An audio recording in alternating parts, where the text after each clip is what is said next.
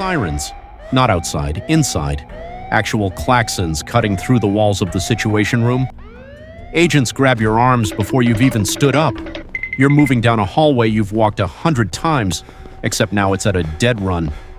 20 feet underground, 3 blast doors later, you're standing alone in a room with one phone and one decision that only you are allowed to make. Nobody can make it for you. Not your chief of staff, not the generals, not anyone. Just you. In a room with concrete walls holding the weight of a country.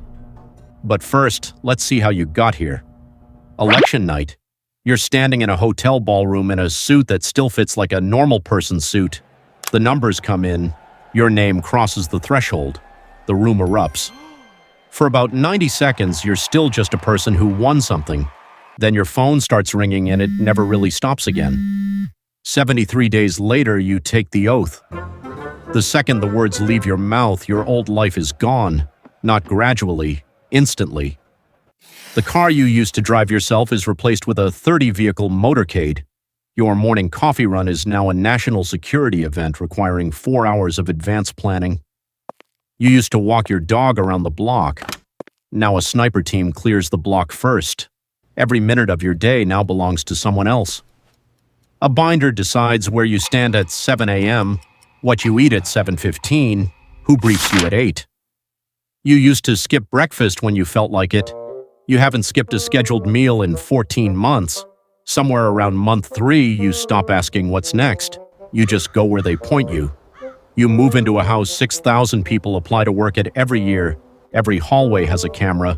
Every room has a listening protocol. Your medical records are logged in real time by a doctor down the hall. Your mail is read before you are. Your dinner is tasted before you eat it. You sleep under bulletproof glass in a bed that isn't yours, in a house that belongs to everyone but you. You think the job means you can just decide things. You can't. You want to move fast on something simple, and a dozen lawyers explain why you can't. Congress needs to vote. The courts need to weigh in. Career staff who've outlasted 6 administrations quietly slow-walk anything they don't like. You have the most powerful title on the planet, and some mornings you can't get a single form signed before lunch.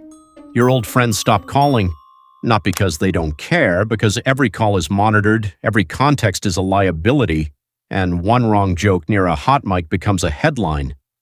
The people around you now don't want anything from you as a person, they want access. Your college roommate visits once. He spends the whole dinner asking about your schedule instead of talking to you. You never invite him back. You used to unplug on weekends.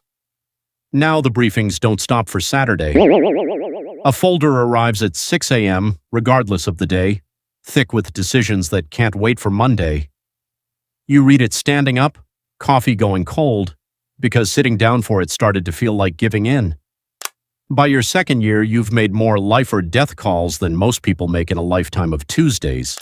You stopped keeping counts somewhere around call number 40, not because it got easier, because if you counted, you'd have to feel each one, and there isn't time for that. Then the crisis hits. 3 a.m., a call nobody wants to make. A situation moving faster than the briefing can keep up with.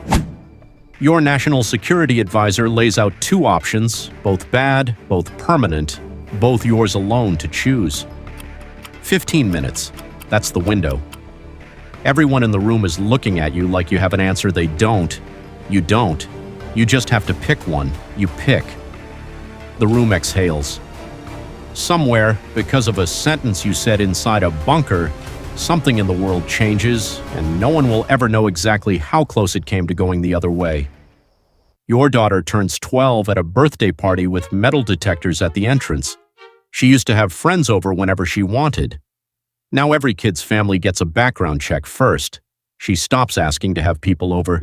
She tells you she misses her old school. You tell her you're sorry. You mean it. It doesn't change anything.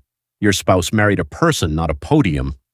Now every dinner is a photo op waiting to happen, every disagreement a headline risk. You used to argue about nothing, where to eat, whose turn to do the dishes. Now every word gets weighed before it leaves either of your mouths. Somewhere in the last year, you stopped finishing arguments and started managing them. The sirens again. Same hallway, same doors, same room. This time you know what the phone means before you even pick it up. Your chief of staff says the line that's followed you since the first crisis. Sir, we need a decision. You've heard it before. You'll hear it again. There's no version of this job where you stop hearing it. You give the order. The room clears. Agents walk you back up through the same blast doors, back into the residence, back into a bed under bulletproof glass. Somewhere above you, the country you run is sleeping, mostly unaware how close 3 a.m. came to changing their lives. You're the only one who has to know. You lie there. The most powerful person on the planet, guarded by hundreds, watched by all of them, alone with every bit of it.